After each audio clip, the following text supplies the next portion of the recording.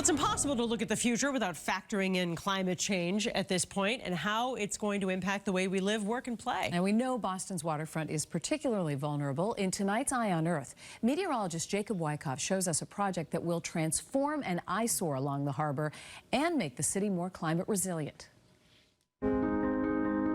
This dilapidated pier is all that's left of a piece of East Boston history. That entire complex actually used to be a rail yard where they would bring, freight cars filled with grain that had been shipped in from the Midwest to load up onto steamer ships and send them across the ocean.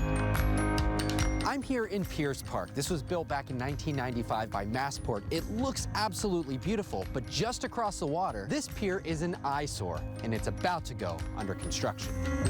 We can do something really unique here.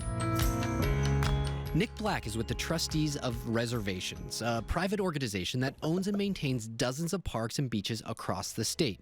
The group now plans to turn this pile of rubble into a park, one that includes access to the water. There are actually very few places around Boston Harbor where you can actually get down and actually put your toes in the water or maybe launch a kayak. This project isn't just about recreation.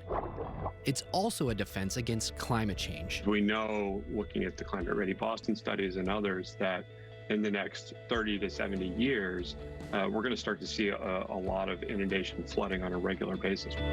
Here's a look how the park will help. Salt marshes, ponds, and native plants in the park will help absorb those flood waters.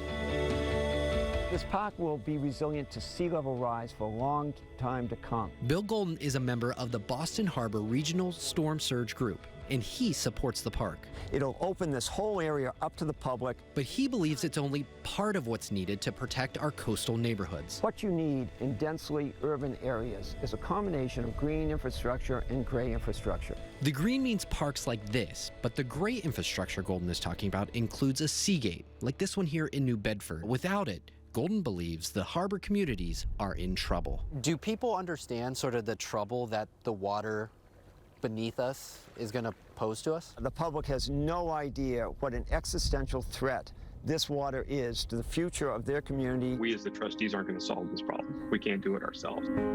But they are committed to this project and are hoping to build similar parks in other waterfront neighborhoods. Massport is developing another parcel of land right next to the pier, and when it's all done, there will be a total of 15 acres of green space for residents and visitors to enjoy. In East Boston, I'm meteorologist Jacob Wyckoff, WBZ News. Wow, so it protects the city and it creates a beautiful green space. It's so important for Boston to reconnect to the water, but have an eye towards solving this problem. As that man said, it's an existential threat. Right, and it starts with that. We see other parks develop over time. Yeah.